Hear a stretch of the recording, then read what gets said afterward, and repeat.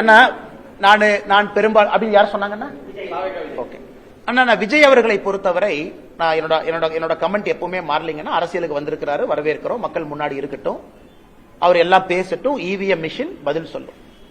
ஆனா விஜய் அவர்கிட்ட இன்ஜின் இருக்கான்னு எனக்கு தெரியலையே. அட்லீஸ்ட் எங்க கிட்ட இன்ஜின் இருக்கு, டபுள் இன்ஜின் இருக்கு. விஜய் அவங்க இன்ஜினியே நம்ம பார்க்கலையே. அது இன்ஜின் இருக்கா, இல்ல கார்பரேட்டர் இருக்கா, அந்த இன்ஜினை ஸ்டார்ட் பண்ற ஆள் இருக்கா, அந்த இன்ஜின் ஒரு சேசியில மாட்டுவாங்களான்னு. வண்டி இல்ல, சேசி இல்ல, இன்ஜின் இல்ல, அதுக்குள்ள போடுற பெட்ரோல் இல்ல, டீசல் இல்ல. ஆனா இன்னைக்கு விஜய் அவர்கள் தமிழ்நாட்டில் ஒரு அரசியல் கட்சி இன்ஜினை பத்தி பேசக்கூடாதுன்னா அது திரு விஜய் அவர்கள் இன்ஜினை பத்தி பேசக்கூடாது. ஒருவேளை 234 தொகுதியில கேண்டிடேட் போடுறாரு, ஒத்துக்கிற இன்ஜின் இருக்கு. 234 கேண்டிடேட்டும் மக்கள் ஏத்துக்கிறாங்க, அதுக்கு போடுற பெட்ரோல் இருக்கு. விஜய் வெளியே வீதி வீதியாக தெரு தெருவாக பிரச்சாரம் பண்றார், சேசி இருக்கு. மக்கள் ஓட்டு போட்டு ஒரு நல்ல சதவீதம் வர்றாரு, அந்த வண்டி ஓடுது. இன்ஜினே இல்ல, சேசி இல்ல, பெட்ரோல் இல்ல, டீசல் இல்ல. அவங்க எல்லாம் இன்னைக்கு பாரதிய ஜனதா கட்சியை பார்த்து டப்பா இன்ஜின், இந்த இன்ஜின். அடுத்து திரு ஸ்டாலின் அவர்கள் சொன்னது எனக்கு டிஎம்கே எப்படின்னாங்கன்னா, ஐயா அந்த எல்லாம் ஓடி போயிட்டாங்கன்னா, அந்த ஸ்கூல் ஹாஸ்டல்ல, காலேஜ் ஹாஸ்டல்ல பாத்ரூம்ல போய் சில பேர் கிறுக்குவாங்க. இந்த கறிக்கட்டை எடுத்துட்டு போய் பாத்ரூம்ல கிறுக்குவாங்க. நம்மள இந்த பப்ளிக் பாத்ரூம் போனா கறிக்கட்டையில கிறுக்குவாங்க. இன்னைக்கு அந்த மாதிரி கிறுக்கக்கூடிய கட்சியாக திமுக மாறி இருக்கு. போஸ்டர் ஒட்டுறானுங்க, ஏமா ஒட்டுறானே தெரியாது. இந்த பாத்ரூம்ல கிறுக்கிறவன் அசிங்கமா இந்த காலையில் 2 மணிக்கு போய் இந்த பொது கழிப்பிடத்துல முகத்தை மூடிட்டு போய் கறிக்கட்டையில் எழுதிட்டு வருவான்.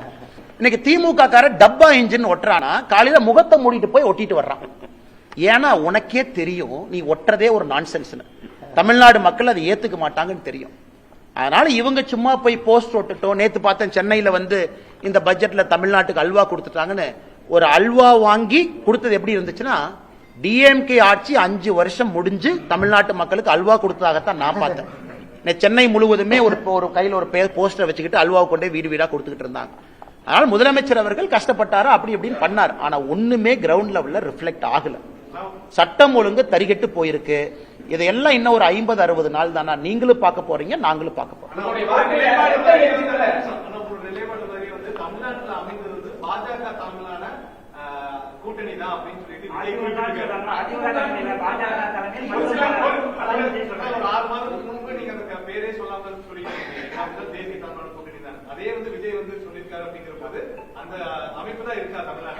ஒரு விஷயத்தை புரிஞ்சுக்கணுங்க, நாங்க எல்லாமே ஒரு கட்சியினுடைய தொண்டர்கள். விருப்பு வெறுப்பு இருந்தாலும் கூட எங்களுடைய தலைவர்கள் முடிவு செய்த பிறகு நாங்கெல்லாம் களத்துல பாடுபடுறோம்.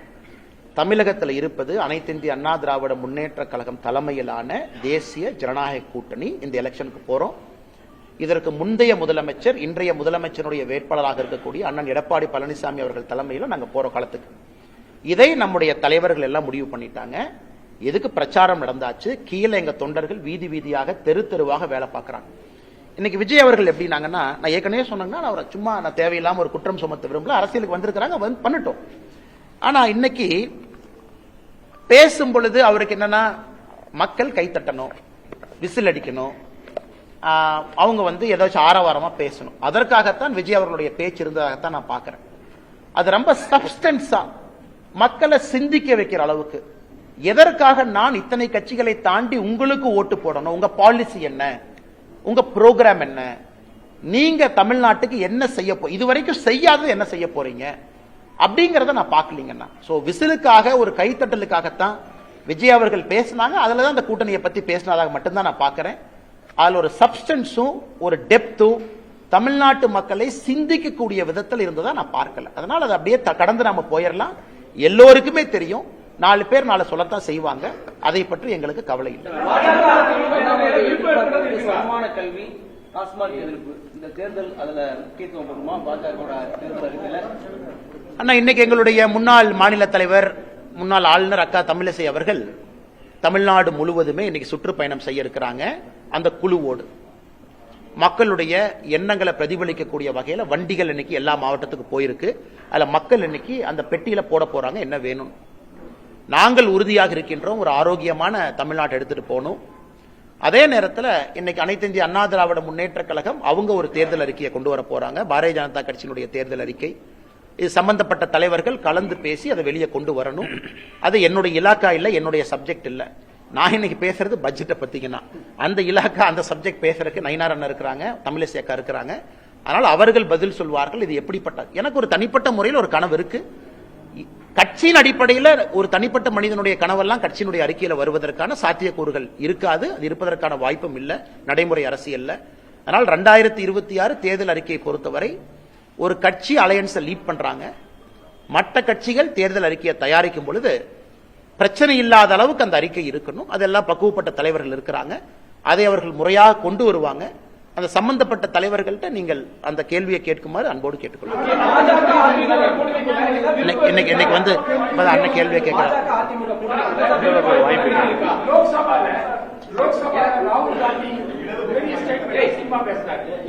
நரேந்திர மோடி ஒரு பிஎம், அவர் எஸ்கேப் ஆயிட்டாரு, அமித்ஷா எஸ்கேப் ஆயிட்டாங்க. சைனா பத்தி எழுதாத புஸ்தகம் பத்தி ஒரு ஸ்டேட்மெண்ட் கொடுத்தாங்க. ஆனா நேற்று நம்முடைய மாண்புமிகு எதிர்க்கட்சி தலைவர் ஐயா ராகுல் காந்தி அவர்கள் பாராளுமன்றத்தில் ஒரு சர்ச்சைக்குரிய பேசியிருக்கிறாங்க. என்ன பேசியிருக்காங்கன்னா, நம்முடைய இதற்கு முன்பு ஆர்மியினுடைய சீஃபாக இருந்த ஜெனரல் நாரான்வே அவர்கள் ஒரு புத்தகத்தில் எழுதியிருந்தாங்க, 2020 சைனாவுடைய இன்ஃபென்ட்ரி பிரிகேட் அவங்க மூவ் பண்ணி லடாக் நோக்கி வரும் பொழுது நான் இவங்களுக்கு போன் பண்ணேன், அவங்களுக்கு போன் பண்ணேன். ராகுல் காந்தி அவர்கள் பாராளுமன்றத்தில் ஒரு எதிர்க்கட்சி தலைவராக பேசும் பொழுது ஜெனரல் நரான்வே அதை பத்தி சொல்லியிருக்கணும், ஒரு புத்தகம் இருந்திருக்கணும். அதற்கு அமித்ஷாஜி அவர்கள், நம்முடைய உள்துறை அமைச்சர் அவர்கள் பாராளுமன்றத்திலே பதில் கொடுத்தாங்க, அந்த மாதிரி புத்தகமே இல்லை, அந்த மாதிரி அவங்க எழுதவே இல்லை, அந்த மாதிரி நரான்வே எங்கேயும் சொல்லவே இல்லை. இது ஏதோ ஒரு மேகசின்ல யாரோ எழுதுனதை எப்படி வந்து எதிர்க்கட்சி தலைவர் ஒரு புத்தகம் நீங்க பேசலாம்?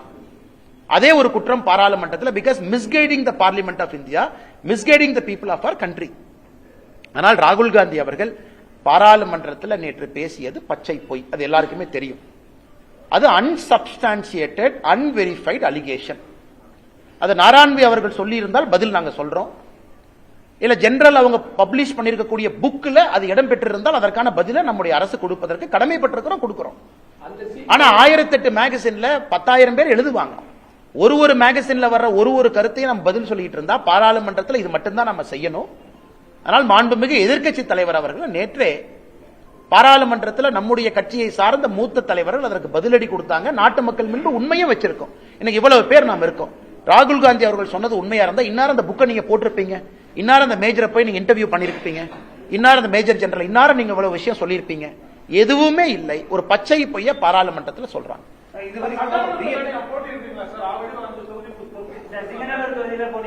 நான் வந்து நம்முடைய கட்சி தலைவர்கள் நயினார் அண்ணா அவர்களுக்கு நான் வேண்டுகோள் விடுத்திருக்கின்றேன். இந்த நேரத்தில் வந்து கொஞ்சம் என் தந்தையாருடைய உடல்நிலை, அவரை பார்த்துக்கணும்.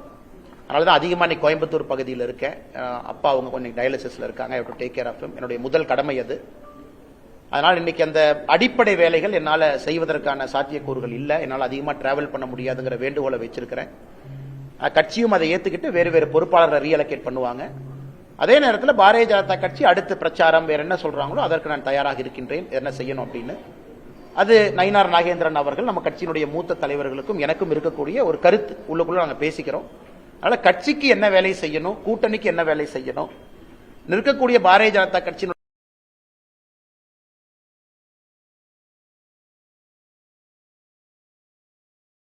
அந்த வேலையை செய்வோம். இப்போதைக்கு அதிகமா டிராவல் பண்ண முடியாத சூழ்நிலை எனக்கு இருக்கு.